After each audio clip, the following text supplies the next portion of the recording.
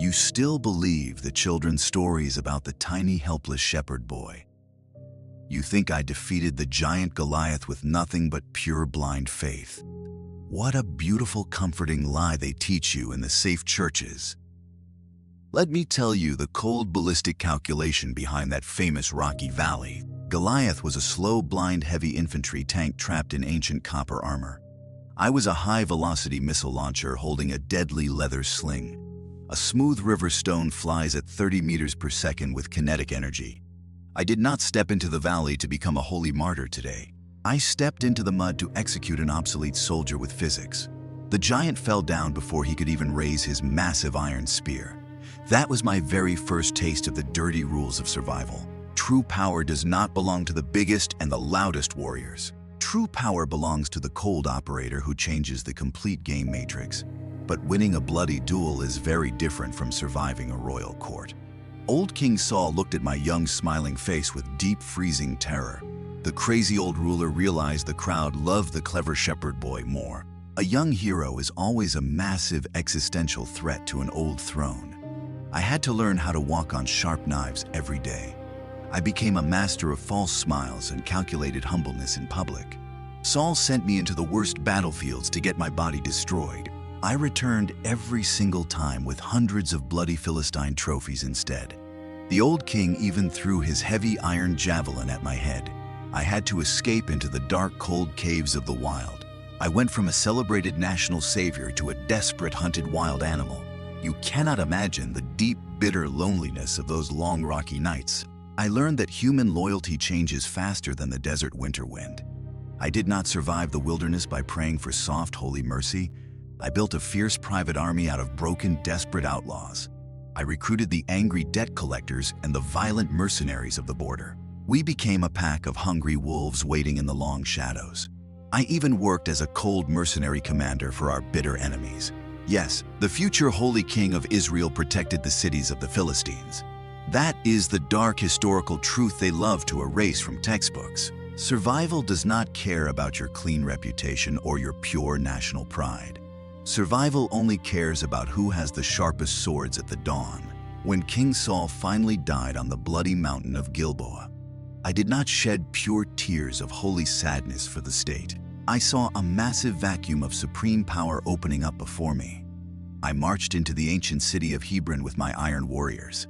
I bought the loyalty of the southern tribes with heavy stolen gold. Let us speak about the crown of Jerusalem and the beautiful Bathsheba. The naive historians think I sinned because of sudden, uncontrollable male lust. They think a beautiful naked woman on a roof destroyed my mind. How cheap and how stupid that romantic soap opera narrative truly is. Uriah the Hittite was not just a regular innocent betrayed husband.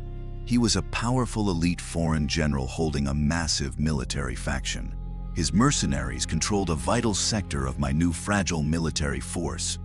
A wise dictator cannot allow an independent foreign warlord to hold levers. The beautiful woman on the roof was my perfect choice of weapon. I needed a grand domestic scandal to isolate the dangerous foreign general. I commanded my chief general Joab to leave Uriah entirely alone. I ordered the frontline shields to pull back during the fierce charge. The enemy arrows did my dirty political execution work for me perfectly. I took his beautiful wife and I took his elite loyal soldiers. The public watched my grand royal wedding with tears of romance.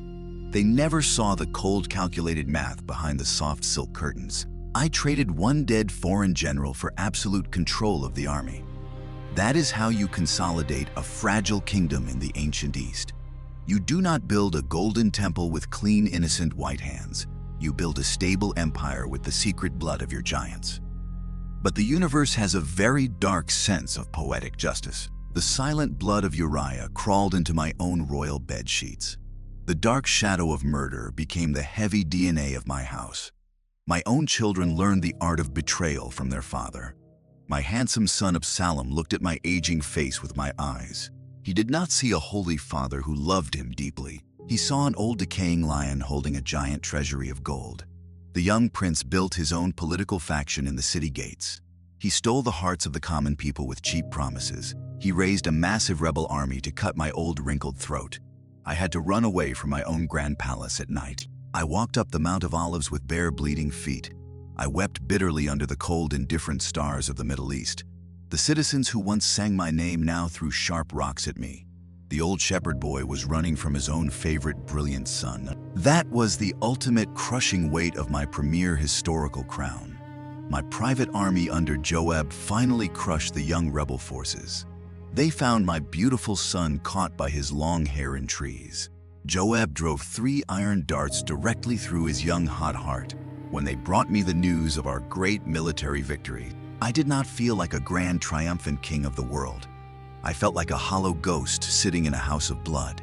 Now I am freezing under 3 layers of thick wool blankets. My old bones are shaking in the grand cold marble room. A young virgin lies next to my body to give me heat, but my frozen heart cannot feel the warmth of life anymore. The dark spirits of my past are standing in the corners. I can hear the silent footsteps of Uriah and King Saul tonight. My long life is ending, and the kingdom needs a successor. Solomon is young, and he has the clever mind of a writer. But a writer cannot survive the wolves of the grand court alone. I called the young prince to my deathbed for my testament. I did not give him holy blessings or grand spiritual advice. I gave him a cold, secret blacklist of my oldest generals. I told him to murder Joab, the man who won my wars. I told him to execute the old men who insulted my name.